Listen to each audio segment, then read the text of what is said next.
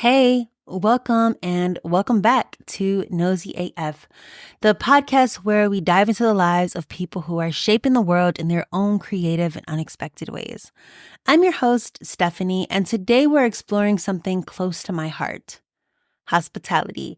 But not just in a traditional sense, I'm talking about the art of gathering, connection, and generosity. Lately, I've been researching pageantry and hospitality, looking at everything from like the royal family to debutante balls, proms. And for years, I've wanted to host my own dinner parties. I mean, they're just such a great way to connect with people because let's be real, we all have to eat. Like literally, we all have to eat. So when I was introduced to Saanya Ali through my network of friends, I was thrilled. Her company SOIRÉE is really redefining what it means to create experiences that are generous, thoughtful, and full of care. So in today's episode, we're going to dig into Sanya's approach to hosting and why it's so much more than just throwing a good party. But first, we got to play my theme song. So let's get right into it, and welcome to noseyAF, my friends. Gotta get up, tell the whole world you a winner. Vision of a star with a mission and a cause. What you doing, how you doing, what you doing, and who you are. Flex yourself, impress yourself. Check yourself, don't wreck yourself. If you know me, then you know that I be knowing what's up. Hey, Stephanie Graham is nosy as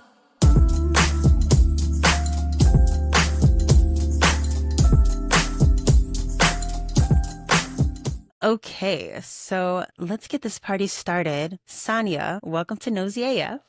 Hi, Stephanie. So happy that you are here. So I love your platform, SOIRÉE. I think it is so helpful. And the first question I have for you is, did you create it out of frustration of maybe going to too many dinner parties that just weren't done to where you think to like your specifications?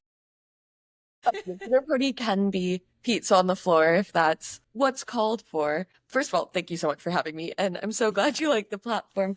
But essentially, it came out of a few different things. So number one, I have a very international upbringing. I was born in Switzerland, moved to France, moved back to Switzerland, grew up in DC around a lot of internationally minded people, South Asian family. And one thing that's the ultimate connector is food. No matter where you are in the world, no matter where you're from, everyone's got to eat. And so this idea of connection and community around food is something that's always been core to who I am and how I think about the world. And it's so interconnected: food and culture, food and fashion, food and art. There's so many ways into it. But I saw this need, especially during pandemic, where the generation under my generation and Gen Z, wanted to host and wanted to build these communities and connections. But the idea of throwing a dinner party or any sort of themed event, whatever it may be, was intimidating or inaccessible, or you were met with these, well, one day, or when I make this much, when I have this space, when I have a matching set of plates, when I learn how to cook, when I know. There were all of these impediments to doing it. And I was thinking about it, and like, it can be pizza on the floor, and that's a dinner party. It's food, friends, and fun. Like that's all you really need. And so created SOIRÉE as an answer to the stress. So SOIRÉE is dedicated to simplifying the stress of hosting. And it could be the most elevated. We threw a surrealist ball a few months ago, and it could be a slumber party with your girls. Whatever it may be, making something an occasion is fun. Making new friends over sharing a meal is fun. All of these things there shouldn't be barriers to entry. Yeah, and it does feel like I'm really like, I follow a bunch of like homemakers on Instagram, and this is like not the trad wives. That's like a whole other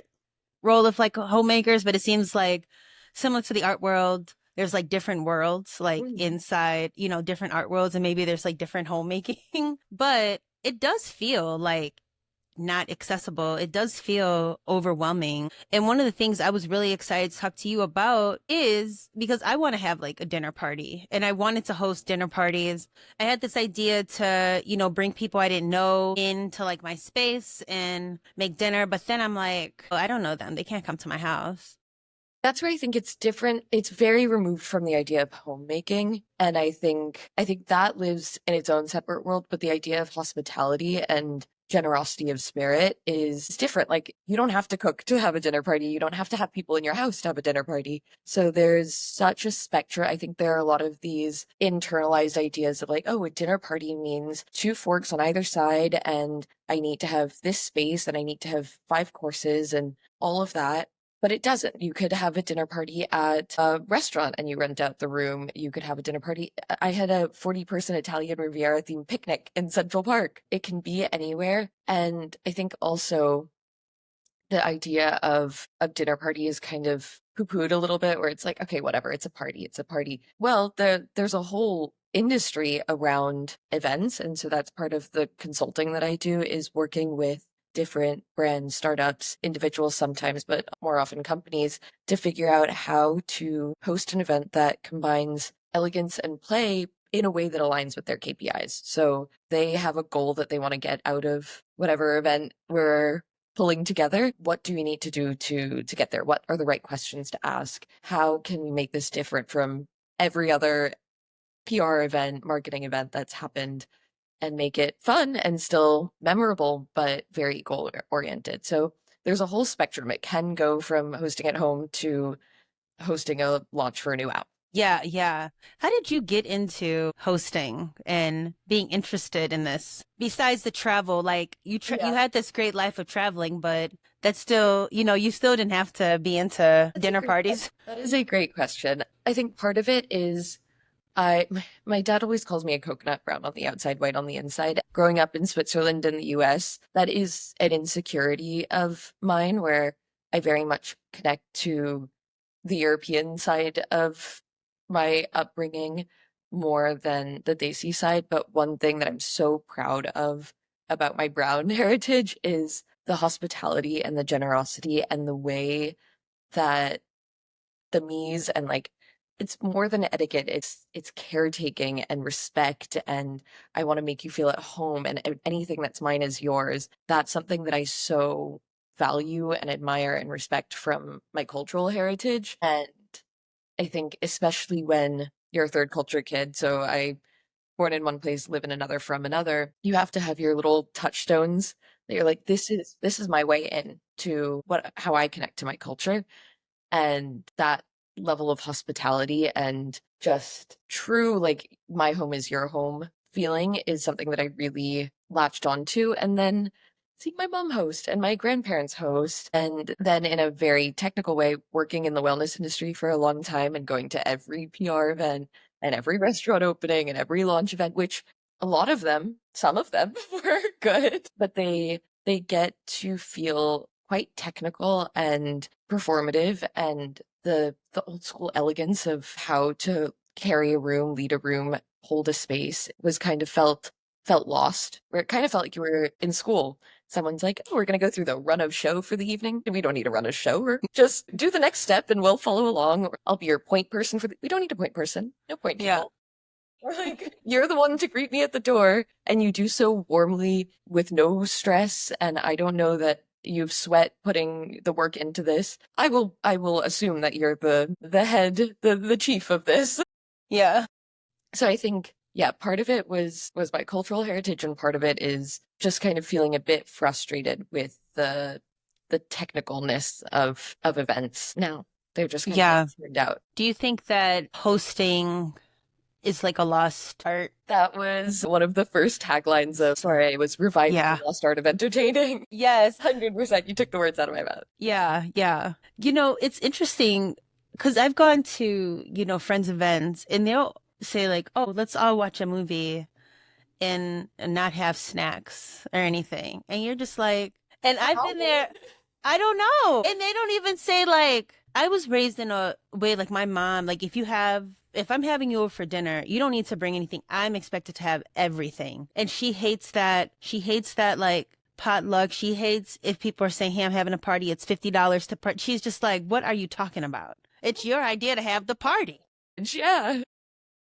Yeah. And so I feel like I was raised like that. So then when people are like, oh, come for a movie. And like, if I'm working, I'm like, oh, that's fine. I can go there and probably have dinner. We're going to watch a movie.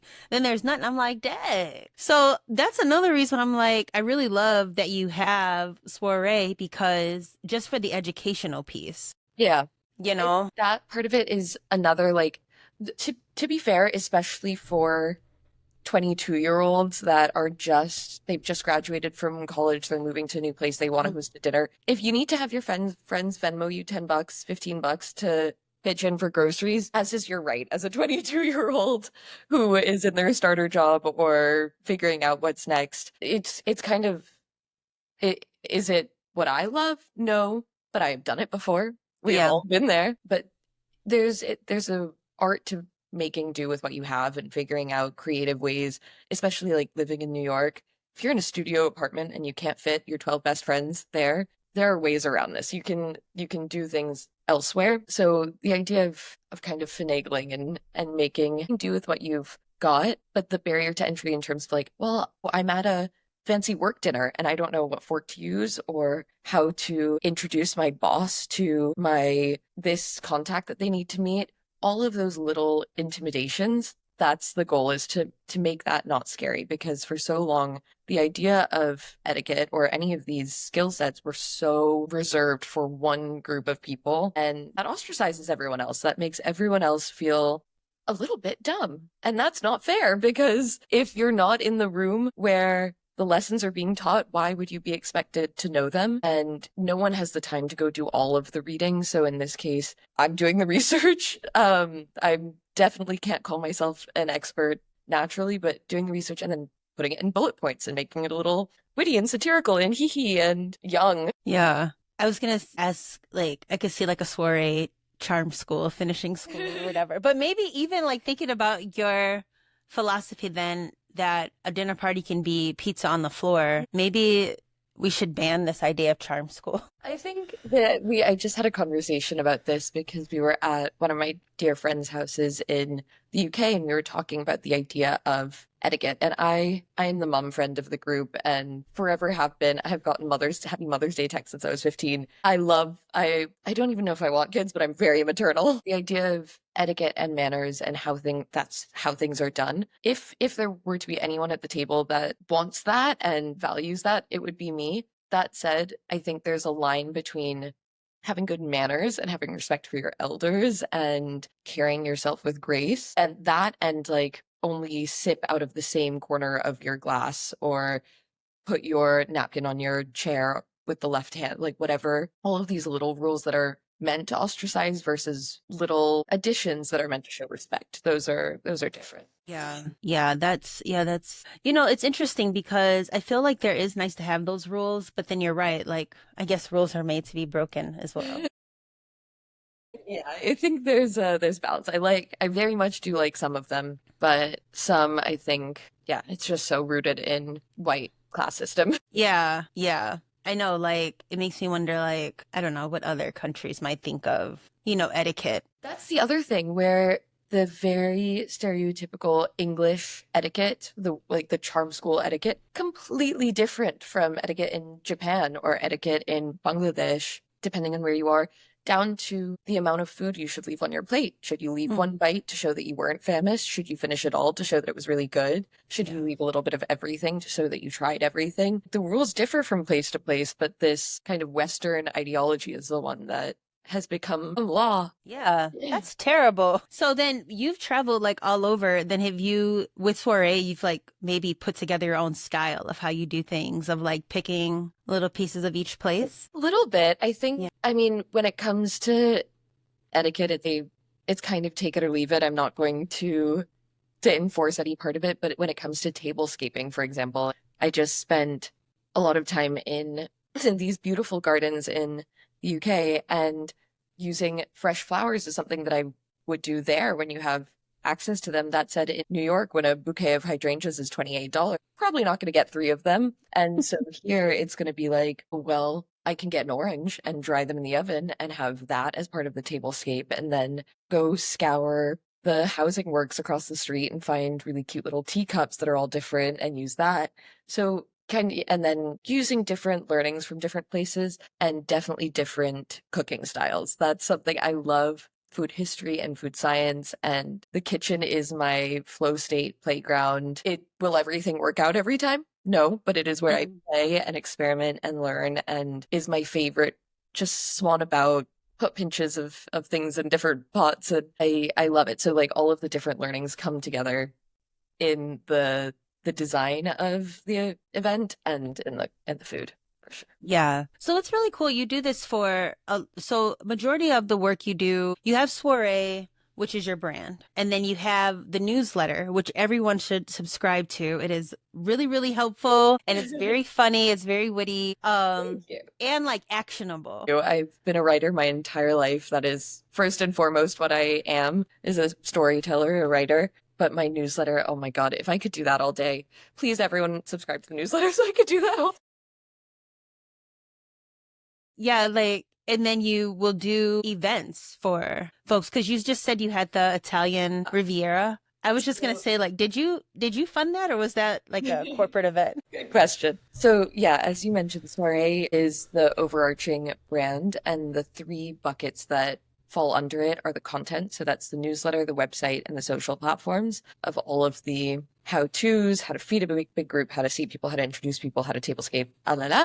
Then the consulting, which we talked about before, is just very goal-oriented, numbers-focused, how to host elegantly, productively. Yeah. And then the supper club we brought in last November. Mhm. And I realized that initially, sorry, I was building entirely in the tech space, first as the SaaS platform, then using a lot of AI. And I found myself click-clacking behind a computer for so long that I wasn't practicing what I was preaching. Yeah. Actually making what you Yeah, want. stuck behind a screen. And so the supper club, we really pushed the boundaries of design and experimental costumes, decor, food, just make it really fun and an escape from reality. So sometimes I work with my dear friend Claire, who's an incredible chef based in Brooklyn, and sometimes with different brands. So we have had a bunch of brands come in as gift bag sponsors or decor sponsors, and then also with other startups and companies. So the Italian Riviera themed one was in collaboration with this company called Matchbox, which is essentially a matchmaking software. And everyone got to know each other, chitter chatter throughout the course of the evening. And at the end of the event, they got a text with their most compatible match at the event. So it was fun. Everyone had a really good time. But in terms of funding it, all of the supper clubs are ticketed. So tickets range from 75 to $200 per person, but you're getting food and drink and Oh yeah, the yeah. true experience. And I think people, especially boys, want an excuse to get dressed up. Mm. The most recent one that we hosted was a Gatsby themed event. All of the girls, they understood the assignment. No questions were asked. Everyone had full rented flappers, dresses, pearls galore, black tie, amazing. I had 9 of the boys message me in the 3 days prior being like, would it be weird if I wore a tux? Can I wear this? Can I send you a picture of what I'm thinking of wearing? People want occasions. Yeah. People want somewhere to wear their like, oh, I have nowhere to wear that whatever it is thing. Yeah. They want to play, they want whimsy, they want pomp and circumstance a little bit because that's so no one dresses for the theater anymore or dinner anymore. Yeah, people really do like having places to go, don't they? Yeah, Like, pandemic where we didn't have that. And now my friend Julie was over yesterday and we were talking about how we're activity people who want to date activity people. Like, yes. we're looking for someone that wants to not like, oh, let's just fine, be a homebody, but like, let's watercolor, let's bead, let's play a game, let's do something. Or you live in a world, go out and see it, go meet strangers and do things. So I think there's this want for activity, this want for occasion that there's so many companies working to meet right now, which is really amazing. Yeah. So with the supper club, then folks, how do they find out about it? Through the newsletter. Through the newsletter. Through social media and word of mouth. That's something that it feels kind of surface level to say I'm really working on building my social brand. I am part of the problem in this case where I'm like, oh, that's just social stuff. I'll get to it at the end of once I finish this, once I finish that. That is so core and key in building the brand and getting the word of mouth and having people know who we are and what we do and kind of gaining that cultural capital that like this many people think this is cool too, so now I will as well. And it feels cheap and it feels like my millennial brain gets in the way of the Gen Z world. So yeah, it's really a lot of social promotion and outreach that I need to get better at. It's hard. Platforms. Yeah, it's hard, you know, like yeah, social media is its own thing. Even for myself, you know, I'm always trying to like rethink of some type of like content, quote unquote content calendar that I can like adhere to. And then like even using those words, I'm trying not to use those words because then it makes me like not want to do it. But it's also important because it is visible. It does help with visibility. And even I was on a commercial, working on a commercial, and one of the producers is like, if you don't have social media, I don't know you. That's the thing where in my head, I still have the like early day of Instagram, Yeah. filter, Juno avocado toast mentality Yeah. about things. And I love social media. Chronically online, my personal account, I use it as my diary. Like everything that I've ever seen will go on the internet. And I love it that way. But when it comes to the soiree accounts, I I'm like, oh, but this is supposed to be fun. It is, but it's Yeah. also work, and the consistency is hard to keep up with, or the what's shareable, and that like this is the only way to get the world to know you. And there've been so many times where I've reached out to brands or they've reached out to me, and they're like, when you have a following, thank you. Yeah. I promise. It's like whatever following. When you have a following, follow this. How about that? That's the currency of the world today. Yeah. So if me and my listeners want to be little soirees, is there a toolkit that you think? Because I feel like this is all very fun to you. Like I feel this is your play. I love that you said you want to marry elegance and play. I'm like, okay, you are my kind of girl because of that. Person. Yes, I know. I would love that. And so if I am working and I want to have my own version of a supper club, what are some to go? What's like a little kit or something I could have? Like if I don't have time to be like playing out, looking at flowers and, you know, is there a quick little scape and food, you know, like a little, I guess like a quick little recipe that you have as a go-to for a nice evening? Yes. So on the website, I have two sections. I have one, actually three. I have one that's a posting calendar. So it'll tell you if you're planning something far in advance, what to do 2 weeks before, a week before, an hour before, the minute before people arrive, and you can tick off all of the steps as you do them. There's also a section next to it called the Procrastinator's Guide, where it has just a list of all of the resources you could need if you're trying to do it a pinch hitter dinner party, places to order food, order flowers, Amazon things that will ship the next day, everything that's if you procrastinated. And then I have like a guide of do's and do nots, kind of a cheat sheet for hosting all on the site. But also one of the most popular newsletters, I think this was the third or fourth, was called The Art of a Shitty Dinner Party. Dinner parties, like we were talking about before, have this reputation of opulence and excess and performance, which I love. That's why I do it. Oh, of course, of But course. the shitty dinner party has its place, and that means, number one, you're wearing your bodega clothes and you're telling your friends that are coming over. Bodega clothes are the clothes that you can wear in your house and in your house. So to your nearest bodega. So however many blocks it is to get your bacon, egg, and cheese. Yes. They probably have holes in it. There's probably a track t-shirt from high school. So bodega clothes. Number two, if you want to ask someone to bring something, let them. That's okay. If you don't have to clean your bedroom, no one's going into it. There are all of these little things that get in the way of hosting a dinner party that are part of the art of a shitty dinner party. People are allowed to help clean up at a shitty dinner party. You could do it all together. Play Mamma Mia. Make it fun. If you want to have quiet time afterwards and not play a game or sit around and finish the bottle of wine having some serious conversation about art or politics, scroll through your phones together. That's fine. Yeah. The idea of having so many rules, sometimes you have to give yourself the occasion for which to break them, and the rules have their time and place. If you say this is shitty dinner, they all go out the window. Not for all the time, but for that. Yeah, I like that. I like saying shitty dinner. Do you host a lot? Like since now this is your business, do you still find yourself hosting or? Good question. So the supper club, we try to do once or twice a month. And that is just an adrenaline high. Wow, that's a lot. Twice a month. Wow. It's a lot. It was once, and now there's more interest, excitingly. So now we're trying to scale it up. But when it comes to hosting, I think I allow myself more allowances with it, where like I said, I'm the mom. And so instead of oftentimes me inviting people, people just say like, hey, I'm in the area, and I'll check find friends on my phone. I'm like, you're not. You just want to know what's for dinner. And so people will just come over and we'll have more casual. And if we want to do a little bit of a tablescape, a little bit of pomp and circumstance, sure, but it's much cozier and homier. Yesterday, I made 3 kinds of fish just because my best friend was coming over, and that was my activity for the evening.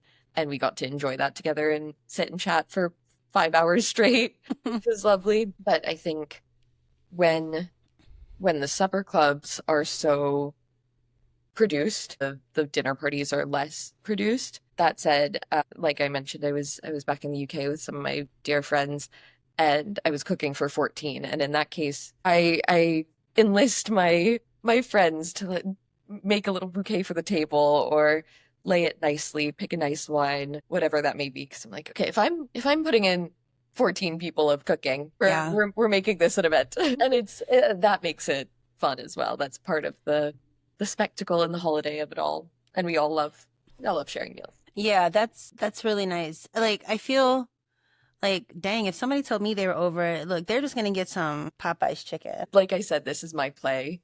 Yeah.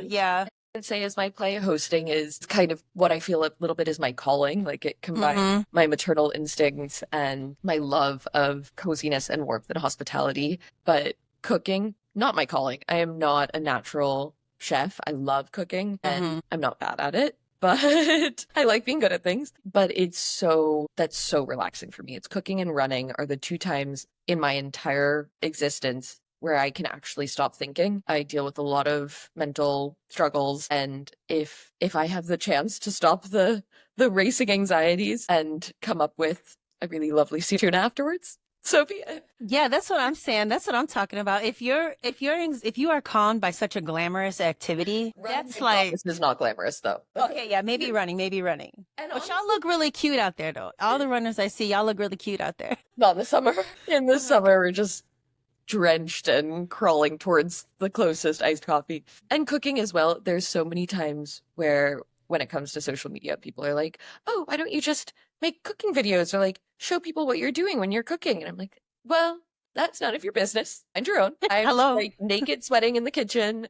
I look deranged when I'm in the kitchen. No one should perceive me when I'm in my no thought flow state. So with the dinners, back to the dinners, it feels like you're like sort of building community. Does the community just stop there after dinner, or like what have you seen in terms of community building with the dinners that you're creating? I think specifically with the soirée dinners versus the brand stuff. They kind of go hand in hand. Like, we have brands come in to be a part of the soirée dinner. Oh, you do? Okay. Good content out of it as well. Yeah. But that's not all the time. It's just sometimes. But we have found, especially more recently, where people are buying tickets and coming alone, whereas initially it was like a friend of a friend of a friend, so you have some sort of connection to someone else there. Now it's a lot of strangers that come by themselves, and with the intention of making friends and meeting people. We've seen people after the dinner all be like, oh, should we go to a jazz club? Should we go to a comedy show? And then a friend group is formed, or people have asked in the Luma invitation being like, can you make a group chat for everyone? Like, we talked about XYZ, or can you connect me to so-and-so? So it's a lot of the starts of friendships, these friendship meet cutes. That's another one of the friendship and non-friendship. That was one of the newsletters that I wrote, was supper clubs are replacing swipe culture. Because people want the meet cute. They want to meet in real life. And this gives the occasion for that to happen in a very unintimidating way. It's not someone approaching you at a bar. It is someone that bought a ticket to be at an event that is dedicated to meeting people. And there's a level of safety, there's a level of intentionality where it's like we're all here for the same reason. So yeah, the communities that are formed. It's also, there's some guests who I met through SOIRÉE or started following me, and we became Instagram friends, and they've come to every supper club since, and that's just amazing to have the recurring people. Your regulars. Regulars, exactly. I love that. That's really cool. Yeah, because again, people really look forward to something. I had a friend my friend Ashley was hosting these classic movie nights. And tell me about this. Yes, and she got a big following from it, but then when she moved, or when she sort of like stopped, people are like, well, what are you going to watch next time? And she's like, watch your movie. me. And it's like, listen, now she's giving you the cadence so you can kick it off yourself now, like, you know. There's such a want for activity. Yes, yes. So what do you find is the most rewarding part of like all of Soiree, of all of your brand? And then I was wondering if you could maybe share like a personal highlight that like hosting, like this part of, I see it as like community building, like hosting community building has been a part of your life. The joke answer to the first one was the title of the first newsletter, which was the stuff we do for validation. This is just a common thing amongst hosts, and just like a very hee response is the validation. It feeds you. It's amazing. Yeah. But I think more realistically, it's giving people a sense of play and occasion and a space where you can let your guard down, because you're not at a cocktail event. You're at a dinner party. You're all going to be eating together. It's going to feel more intimate when you're in that space, and the connections that are made are going to be more true than if you're just meeting at a bar. So the most rewarding part for me is the kind of curating a space for connection. My favorite part of what I do is the writing and shooting the events. And I used to be a photographer, and so finding creative ways to portray a tablescape or a meal is always fun for me. Like if you could share a personal story that highlights the impact of hosting and community building in your life. Yeah. The most recent one is the one that immediately comes to mind, and this was after the Italian Riviera themed picnic, which was a matchmaking picnic, but it didn't feel matchmakery. It was cool and fun, and it was through this software that was created. The most common response, both at the end of the evening and in the messages that I got afterwards, was how unintimidating it felt, and everyone really valued. I think one thing that is very core to me and any event that I have hands in at all is when you're greeting people, they'll match your heart rate when they're walking in. If you're frazzled and if you seem like, oh, these are all the things that are going wrong, and this is so stressful, and this was so hard. Well, if this is that hard, why'd you put it on? If you are instead calm and collected and graceful, and maybe on the inside it's all crazy, but you have that heart rate, they've come in from commuting from wherever after a long day of work, they'll match your heart rate. And the other part is, instead of, hey, nice to meet you, my name is, or who are you, or what do you do? Oh my God, I'm so glad you made it. Thanks so much for getting, like, you start halfway into the conversation as if you already know the person. That puts them at ease. So they don't have to, it's not an interview. They don't have to prove themselves and why they're there. You're just excited that they're there. You can learn their name in a few minutes, and you can learn what they do in a few minutes or through the course of the evening, if that feels right.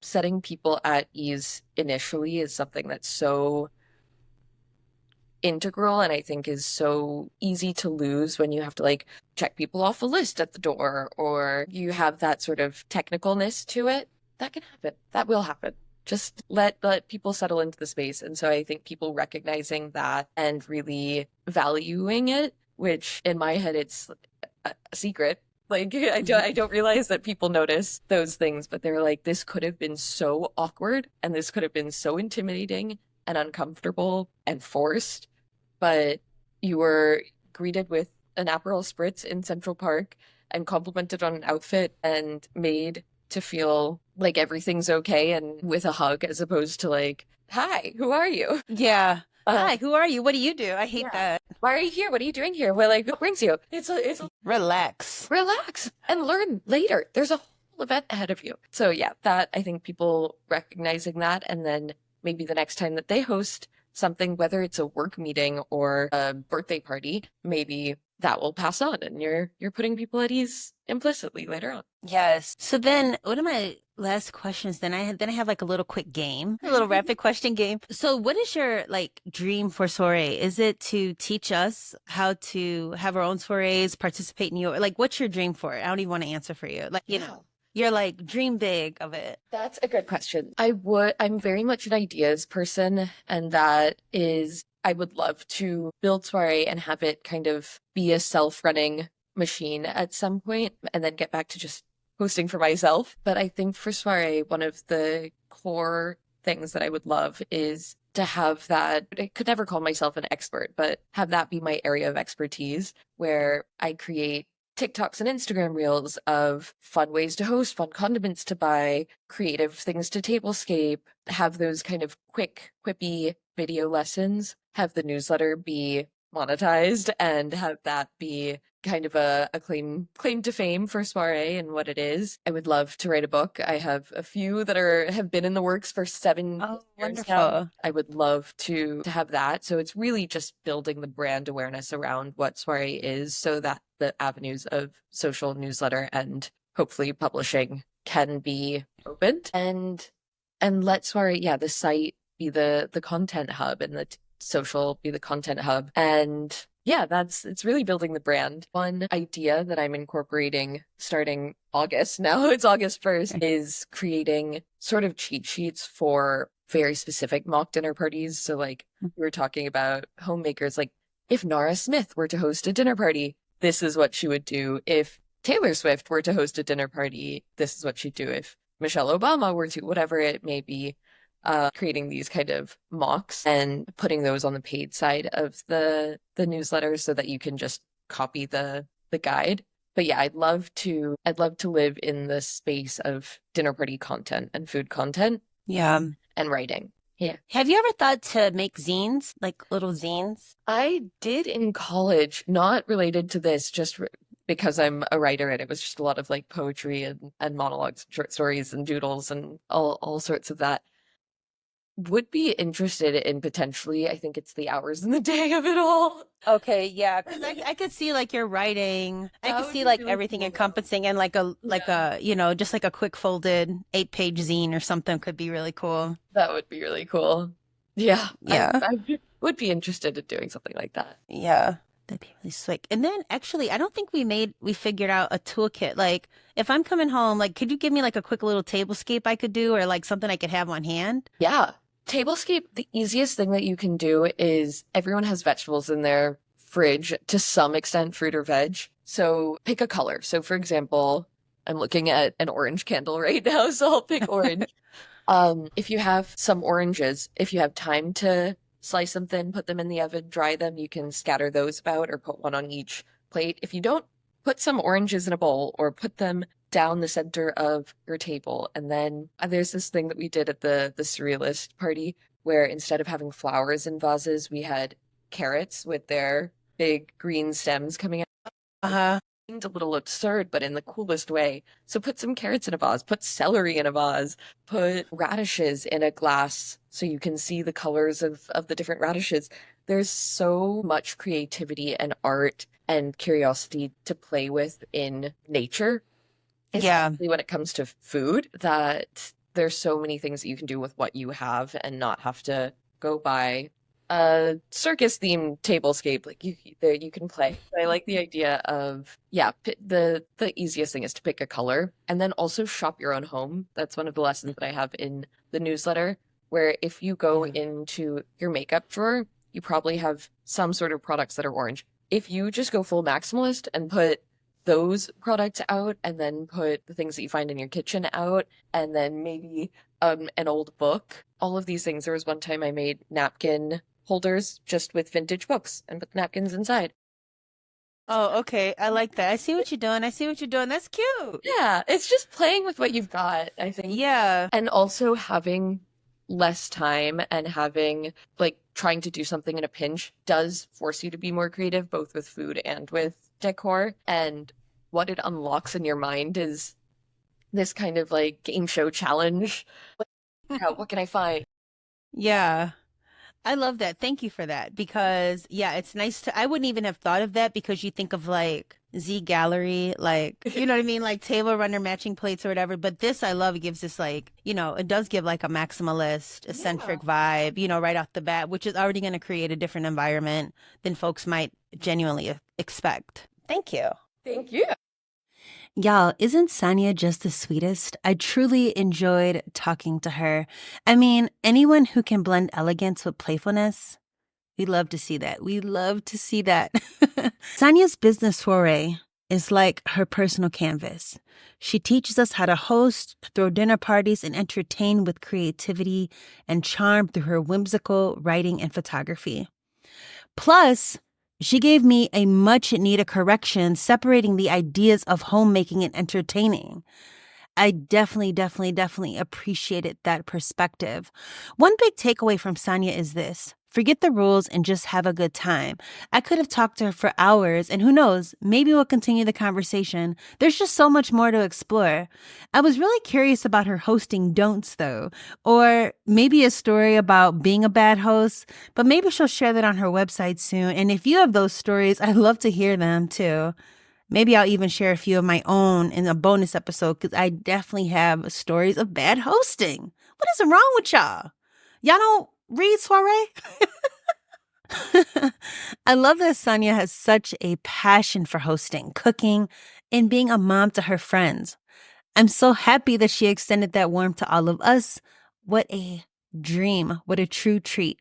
We even played with the idea of having a soiree in Chicago. Or hey, maybe she can come to your city or even your country. I'm looking at you, South Africa. Y'all, I got listeners in South Africa. You better hit her up. I hope you enjoyed this conversation as much as I did. This has been another episode of noseyAF. I'm your host, Stephanie Graham. What did you think about today's conversation? I would love to hear your thoughts.